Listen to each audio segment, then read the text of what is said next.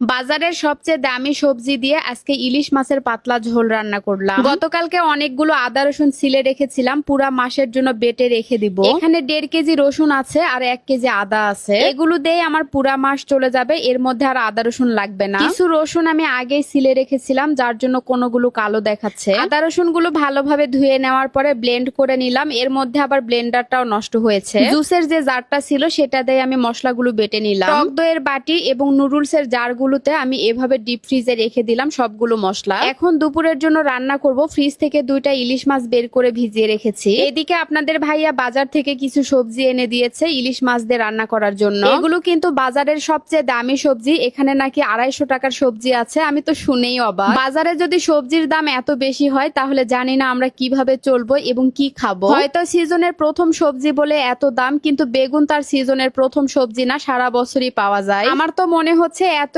দাম দিয়ে সবজি কিনে খাওয়ার চেয়ে মাছ মাংস কিনে খাওয়া অনেক ভালো। যাই হোক, সবকিছুই আসলে ব্যবসায়ীদের হাতে। বাজারে যেটাই নিতে যাবেন না কেন সবকিছুরই দাম বেশি। এদিকে ইলিশ মাছগুলো ভালোভাবে পরিষ্কার করে নিলাম, এখন কেটে নিব। ইলিশ মাছগুলো সাইজে অনেক ছোট, যেহেতু 2 বেলার রান্না একবারেই করে নিব, তাই একসাথে 2টা ইলিশ মাছই রান্না করব। ইলিশ মাছগুলো ছোট ছোট হলেও মাছের পেট ভর্তি কিন্তু ডিম আছে। অন্যান্য মাছে যদি ডিম থাকে তাহলে খেতে কিন্তু ভালো লাগে না, তবে ইলিশ মাছের মধ্যে ডিম থাকলে খেতে বেশ ভালো লাগে। মাছগুলো ভালোভাবে ধুয়ে নিলাম। এবার মরিচের গুঁড়া, হলুদ গুঁড়া আর লবণ দিয়ে ভালোভাবে মেখে নিচ্ছি। মাছগুলো হালকা করে ভেজে তরকারিতে দিব, তবে ইলিশ মাছ না ভেজে রান্না করলেই বেশি স্বাদ লাগে। রান্নার জন্য তো সবকিছু রেডি করে নিলাম, এখন রান্না বসিয়ে দিব। সেই সময় দেখি গ্যাস শেষ হয়ে গেছে। গ্যাস শেষ হওয়ার কারণে দুপুরে রান্না বান্না আর করতে পারলাম না, সবাই না খেয়েছিলাম। সন্ধ্যার পরে গ্যাস দিয়ে গেল, তারপরে রান্না বসিয়ে দিলাম। একটা গ্যাসের সিলিন্ডার মিনিমাম 2 মাস চালাতে পারি, কিন্তু এবার 1 মাসেই শেষ হয়ে গেল। একটা সংসারে কত খরচ থাকে তাই না, একটার পরে একটা খরচ লেগেই থাকে। যাই হোক, এক পাশে ইলিশ মাছগুলো ভেজে নিচ্ছে, আরেক পাশে ঝোলের তরকারিটা বসিয়ে দিব। সারাদিনই যেহেতু না খেয়ে আছি তাই তাড়াতাড়িতেই রান্নাগুলো করছি। সবজি বসিয়ে দিব, তাই পেঁয়াজগুলো হালকা করে ভেজে নেওয়ার পরে একে একে সব মশলাগুলো দিয়ে দিলাম, যেমন হলুদ গুঁড়া, মরিচ গুঁড়া, ধনিয়া গুঁড়া, জিরা গুঁড়া আর বাটা মশলা। এরপরে সবজিগুলো দিয়ে দিলাম। এখন সবজিগুলো ভালোভাবে কষিয়ে নিব।